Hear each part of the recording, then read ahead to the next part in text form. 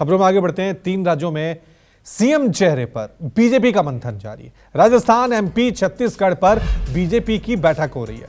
महासचिवों के साथ प्रधानमंत्री मोदी बातचीत करेंगे, तब जाके ये फैसला किया जाएगा। जनता ने अपना फैसला सुना दिया है। राजस्थान, एमपी, छत्तीसगढ़ तीनों जगह बीजेपी को प्रचंड बहुमत दिया गया है। अब फैसला दिल्ली से होना है कि इन तीनों प्रदेशों में कमान किसे सौंपी जाएगी।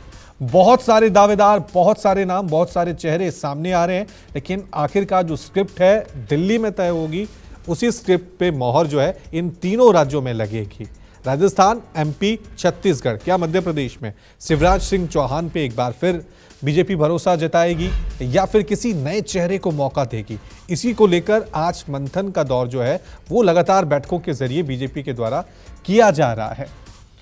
दूसरी तरफ आपको एक और बड़ी खबर बता दें, चुनाव जीतने वाले बीजेपी सांसदों ने इस्तीफा दे दिया है। नरेंद्र तोमर, प्रहलाद पटेल ने इस्तीफा दिया है। राज्यवर्धन राठौर, रिति पाठक ने भी इस्तीफा दे दिया। किरोड़ी लाल मीणा, अरुण साहब ने इस्तीफा दिया। यानी जो सांसद विधानसभा चुनावों में उतरे थे और उसके बाद वहां पे उन्होंने जो जीत दर्ज की है, उसके बाद उन्होंने अपनी सांसद सदस्यता से आज इस्तीफा दे दिया है।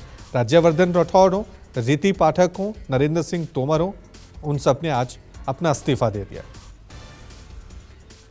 चलिए इस खबर पे और ज्यादा जानकारी के लिए सीधा रुकते हैं मेरे सहयोगी कुमार गौरव का। कुमार, इंतजार सबको है, जनता ने अपना फैसला सुना दिया है। मध्य प्रदेश, छत्तीसगढ़, राजस्थान, बीजेपी को सत्ता दे दी है, लेकिन चेहरे कौन होंगे, कमान किसके हाथों में होगी, अभी भी सस्पेंस बना हुआ है। कब इंतजार खत्म होगा?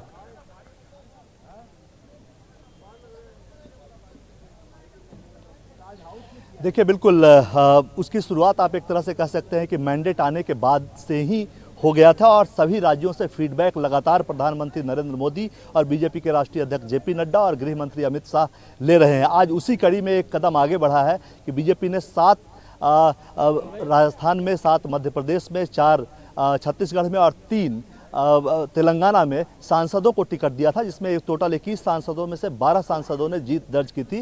जो लोकसभा सांसद थे या राज्यसभा सांसद थे, विधानसभा चुनाव में उन्होंने जीत दर्ज की थी।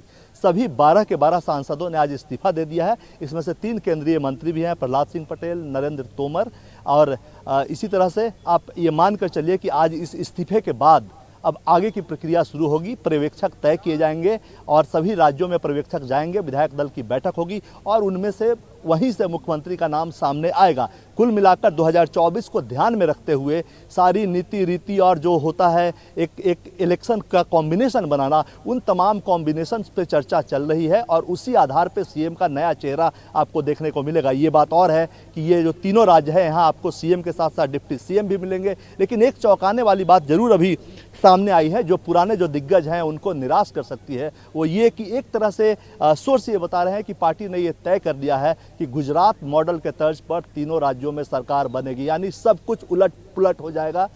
मध्य प्रदेश में वर्तमान में सीएम फेस बनाया नहीं गया था चौहान को, और वहां भी नया चेहरा दिया जा सकता है, इसकी पूरी तैयारी हो रही है। छत्तीसगढ़ में ओबीसी चेहरे की तलाश है पार्टी को, कोई मजबूत ओबीसी चेहरा हो जिसका अच्छा खासा सोशल बैकग्राउंड, यानी कि लोगों के पास कनेक्ट बेहतर हो। उसी तरह राजस्थान में भी लोकसभा चुनाव को ध्यान में रखते हुए जाति और तमाम गुणागणित जो चुनावी होता है वो बैठाते हुए फैसला लिया जाएगा। सभी राज्यों में उप मुख्यमंत्री होंगे, ये तय है। तीनों राज्यों में नए चेहरे होने की पूरी संभावना है। इसलिए जो पुराने 2 राज्यों में, खासकर राजस्थान और मध्य प्रदेश में पुराने चेहरे जो एक अभी तक कयास लगाए जा रहे थे कि उनके नाम पे सहमति बन सकती है, वो होता हुआ फिलहाल नहीं दिख रहा है। यानी वसुंधरा राजे और शिवराज सिंह चौहान को झटका लग सकता है, इसकी संभावना ज्यादा है। कांग्रेस ने आज के बाद अब आप देखेंगे कुमार, कांग्रेस ने बड़ी आसानी से घोषणा कर दी कि रेवंत रेड्डी जो हैं तेलंगाना के मुख्यमंत्री होंगे। लेकिन दूसरी तरफ बीजेपी की तरफ से ये जो इतना इंतजार लंबा होता जा रहा है, देरी हो रही है, क्या इस देरी के पीछे, इस इंतजार के पीछे ये माने कि हो सकता है 1-2 स्टेट में बीजेपी थोड़ा सरप्राइज करे?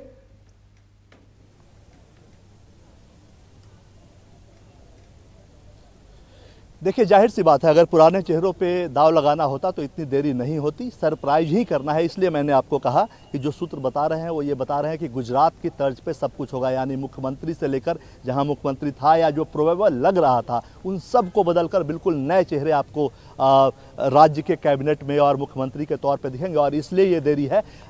कांग्रेस पार्टी ने जल्दी मुख्यमंत्री तय किया, उस पर बीजेपी तंज भी करती है कि अगर उनकी तरह हम भी जल्दी ठीक है से कुमार सब कुमार कुछ आपकी करने शायद लगे। खबर है सूत्रों के हवाले से, ये बड़ी खबर, बीजेपी सीएम के नाम पर नए चेहरों को मौका दे सकती है। सूत्रों के हवाले से ये बड़ी खबर निकल कर आ रही है, इसलिए शायद हम जिक्र भी कर रहे थे कुमार से कि इसलिए शायद इतनी देरी हो रही है, इतना इंतजार हमें देखने को मिल रहा है। गुजरात मॉडल की तर्ज पर बदलाव की तैयारी बीजेपी आलाकमान की तरफ से की जा रही है।